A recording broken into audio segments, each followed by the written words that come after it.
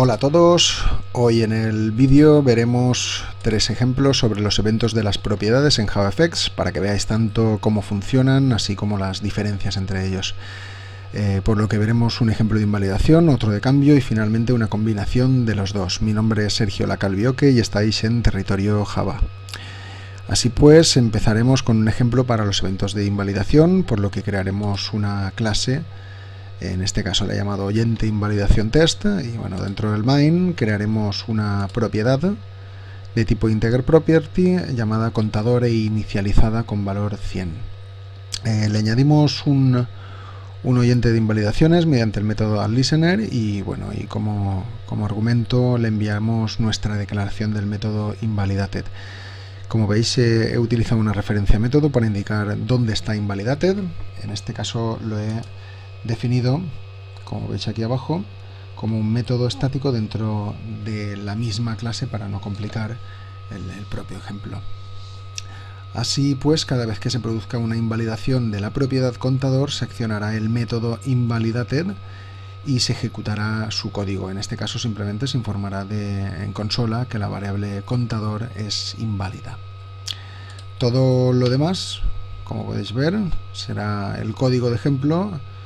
Y bueno, y como veis tiene muchas impresiones por consola, por lo que no es un código muy elegante que digamos. Lo que quiero que os fijéis es en todas las llamadas a los métodos set y get de la propiedad. Y bueno, si despejamos el código, ahora sí que lo veréis claro, podemos ir viendo que las líneas provocan, qué líneas provocan o no provocan invalidación de la propiedad. Así pues, vemos que bueno, he indicado mediante texto rojo cuando se produce invalidación y en verde cuando no se produce. Podéis ver una línea azul, la cual se trata del método get, el cual provoca la validación de la propiedad, pero en el ejemplo lo que más me interesa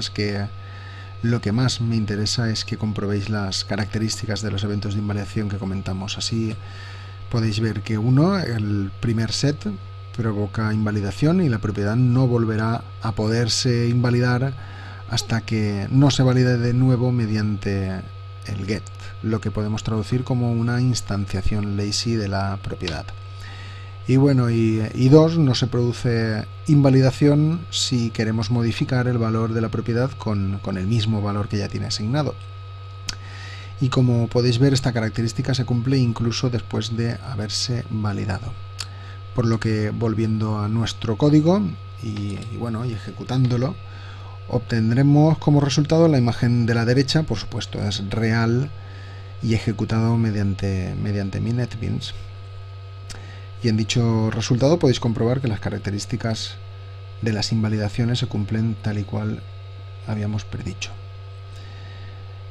Pasaremos ahora al ejemplo de oyente de cambio y como podréis comprobar se trata del mismo código que en el ejemplo anterior, con la única diferencia de que el oyente que añadimos a la propiedad es un oyente de cambio, por lo que llamamos al método changeIt mediante la referencia método, y este, como veis aquí abajo, lo único que hará será mostrar por consola que la variable o propiedad ha cambiado. Si volvemos a despejar lo que son las llamadas a los sets y get, vemos claramente cuando se provoca evento de cambio y comprobamos que 1 se dispara el evento siempre que se modifique el valor y 2 se disparará siempre que el nuevo valor no sea igual al valor que tiene asignada la propiedad. Digo siempre que cambia el valor porque, a diferencia de la invalidación, los eventos de cambio no necesitan validar la propiedad mediante el get para que se dispare, como podéis ver en los primeros y últimos valores. Eso es pues porque los oyentes de cambio utilizan una instanciación eager o rápida para la propiedad, como dijimos en vídeos anteriores. Y bueno, y 2, y digo siempre que no sean los mismos valores porque, como veis en el código, no se produce evento de cambio cuando queremos modificar el valor 102 a otro igual, incluso después del get, al igual que en los eventos de invalidación. Así pues, si volvemos a nuestro código inicial y lo ejecutamos, vemos que el resultado corresponde a lo que habíamos comentado. Recuerdo que el resultado está ejecutado mediante NetBeans y bueno, y hago un paréntesis para comentar que lo ejecuto de esta forma, pues porque creo que se aprovecha más el tiempo que enchufando NetBeans, abriendo el programa o escribiéndolo, ejecutándolo. Creo que se aprovecha bastante más. Así que continuamos y vamos a ver el último ejemplo. Fijaos que ya os lo dejo todo escrito porque al fin y al cabo es idéntico a los dos anteriores. En este ejemplo combinamos tanto invalidaciones como cambios para una misma propiedad. Así pues podéis ver tanto que hemos añadido un oyente de invalidación y otro de cambio. Tendremos una integer property llamada contador con valor inicial a 100, a la que, como hemos dicho, le añadimos tanto un oyente de invalidación como uno de cambio, y bueno, y los cuales nos indicarán, como en los ejemplos anteriores, si la variable contador ha cambiado o no ha cambiado. Como he dicho, el código es idéntico al de los dos ejemplos anteriores y bueno, y creo que será la mejor forma de ver las diferencias. Ahora el resultado, como veis aquí plasmado, está indicando tanto si provoca evento de invalidación, de cambio o ambos, y por lo que vemos, cuando se añaden oyentes de invalidación y cambio a una misma propiedad, ambos se disparan siempre a la vez. Ahora sí, si comparamos este resultado con el de los ejemplos anteriores, podemos ver que cuando trabajo con oyentes de invalidación y cambio en una misma propiedad, estos actúan como si de un evento de cambio se tratara, ya que, como veis, coincide, como lo podéis ver aquí, coincide con el ejemplo oyente de cambio test hecho para eventos de cambio.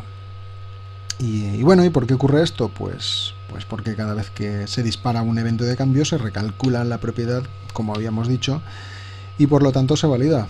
Así que la próxima vez que vuelve a saltar un evento de cambio, la propiedad estará validada y por lo tanto también saltará el evento de invalidación. Y bueno, y ahora la pregunta sería algo como ¿y cómo sé cuándo utilizar un oyente u otro?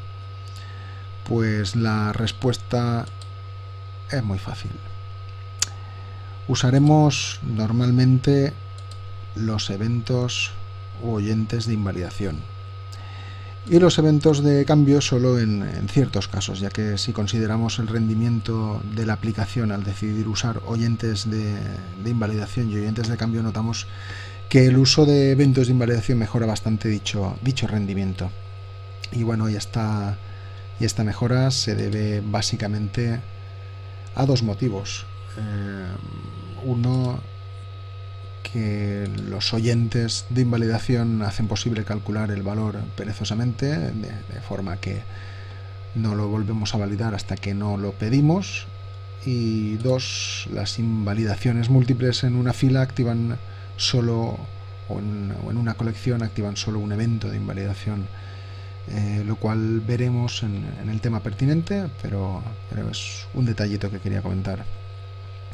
Así pues, solo utilizaremos los oyentes de cambio cuando estemos declarando el código del método invalidated de la interfaz invalidated listener y queramos utilizar oyentes, o bueno, no lo pongo aquí, pero básicamente cuando queramos utilizar en una propiedad un oyente de cambio porque nos da la gana, aunque no sea lo más conveniente, pero porque nos haga falta o nos dé la gana.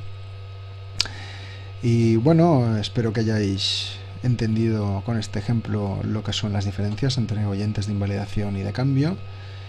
Y con esto termina el vídeo de hoy y espero que como he dicho os hayan quedado claros estos conceptos.